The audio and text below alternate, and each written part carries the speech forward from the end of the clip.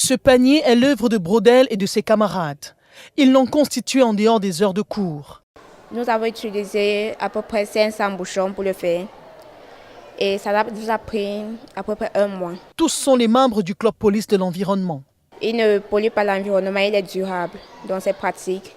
Il nous permettra de transporter des choses lourdes comme les jets. Elle va permettre à la femme de ménage de faire du marché, d'aller faire ses courses. Avec des bouchons ramassés ça et là, ils fabriquent des sandales, des cartables. Et avec des pneus usés, ils fabriquent aussi des sacs à main. Cette jetonnière, ce chapeau et cette natte sont tricotés à base des plastiques non biodégradables. Et Noumsi, en classe de première C, a inventé une maison sans fenêtre, mais avec ouverture sur le toit. Les matériaux utilisés sont des déchets du bois. J'ai préféré faire une ouverture sur le toit parce que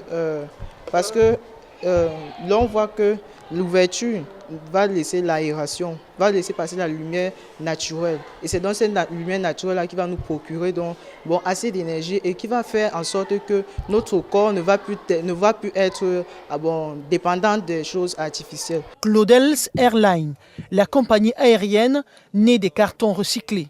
Au début de la conception, ils voulaient faire un Boeing 380. Ensuite, avec les erreurs de conception et tout, puisque c'est déjà du carton, donc on ne peut pas nettement faire comme l'avion l'est normalement.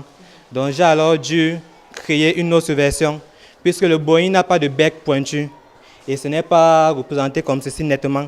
J'ai alors mis le bec pointu et j'ai mis mon nom Claudels Airlines pour dire que c'est, on peut dire, ma société que j'ai créée grâce à cet avion.